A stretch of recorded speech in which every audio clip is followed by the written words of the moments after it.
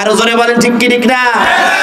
ও ভারতের দালালেরা, ভারত প্রীতি করে তোমরা যারা দলের ক্ষমতা নিতে চাও, শুনে রাখবা, শত্রু কোনোদিন বন্ধু হতে পারে না।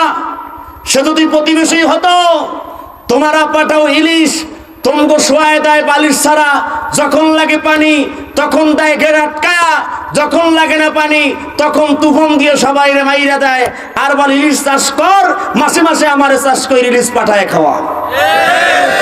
বন্ধু না শত্রু? আরো জোরে বলেন।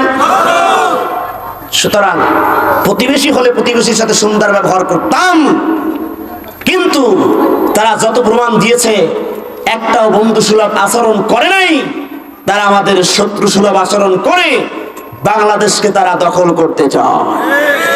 আবার যদি যুদ্ধ করা লাগে, 1952-তে বাংলার মুসলমান রক্ত দিয়েছে ভাষা আন্দোলন করতে গিয়া, 1971 সালে বাংলার মুসলমান রক্ত দিয়েছে দেশমাতৃকার সংগ্রামে, 2024-এর 5ই আগস্ট রক্ত দিয়েছে স্বৈরাচারকে পতন করার জন্য। আবার এই সোনার বাংলা থেকে ইসলামকে হটানোর জন্য, নতুন করে বাংলার স্বাধীনতার সার্বভৌমত্ব রক্ষা করতে গিয়ে বাংলার মুসলমান যদি আবার রক্ত দিতে হয়, বাংলার মুসলমান রক্ত দিতে রাজি আছে না নাই? কারা কারা দিয়েছে দুটো হাত আল্লাহ দেখায় দেন। নারে তাকবীর। আল্লাহ কবুল করে করাবে। বলছিলাম মৌমাছি, মৌমাছি সমান মুসলমান। মৌমাছি সমান কি? জোরে বলুন। যদি হন মৌমাছির মতো হন। মৌমাছি যেমন তেমন জায়গায় বসে না, মৌমাছির সাথে কথা বলে হিসাব করে কথা বলা লাগে। কিন্তু মৌমাছির গোটা জীবন বনি আদমের খেদমতে বিলায় দেয়। কন্যা সুবহানাল্লাহ। কালিমাতুল মুমিনিন ওমর রাদিয়াল্লাহু তাআলা ডানে বামে সামনে পিছনে তাকায় দেখতেছেন, কোথাও মৌমাছির আওয়াজ নাই, কোথাও মৌমাছি দেখা যায় না।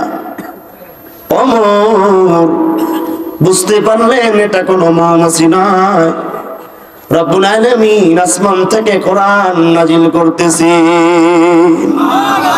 কিছু সময় পর ওমর রাদিয়াল্লাহু তাআলা আনহুর দিকে রাহমাতুল লিল আলামিন ফিরলেন, বসলেন, ঘুম থেকে জাগ্রত হলেন। আল্লাহ রাসূল বলে, সাহাবারা, তোমাদের জীবনের আশার আলো খুঁজে পাইবা, তোমাদের জীবনের কষ্ট আর থাকবে না, তোমাদের জীবনের দুঃখগুলো পাবা না।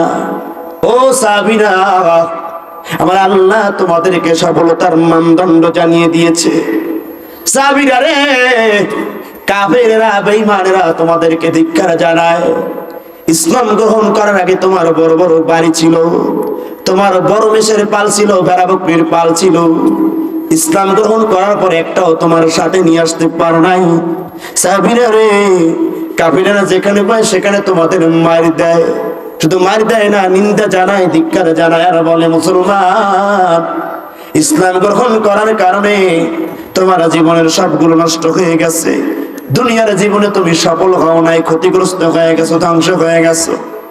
ও সাহাবীরা, আমার আল্লাহ খুশির সংবাদ জানায় দেয়, দুনিয়ায় টাকাওয়ালা সফল নয়, দুনিয়ায় বাড়িওয়ালা সফল নয়, দুনিয়ায় গাড়িওয়ালা সফল নয়, দুনিয়ায় শিক্ষাবিদ সফল নয়, দুনিয়ার ভেতরে সেলিব্রিটিরা সফল নয়। আমার আল্লাহ সফলতার মানদণ্ড জানিয়ে দিয়েছি ঈমান। যারা হয় মুমিন, যার হৃদয়টা ঈমান দ্বারা পূর্ণ পায়, আমার আল্লাহ কয়, নবীরে, ঈমান যারা এনেছে সফল তারা হয় নাই, বরং হয়ে গিয়েছে। আর জোরে কান্না সুবহানাল্লাহ।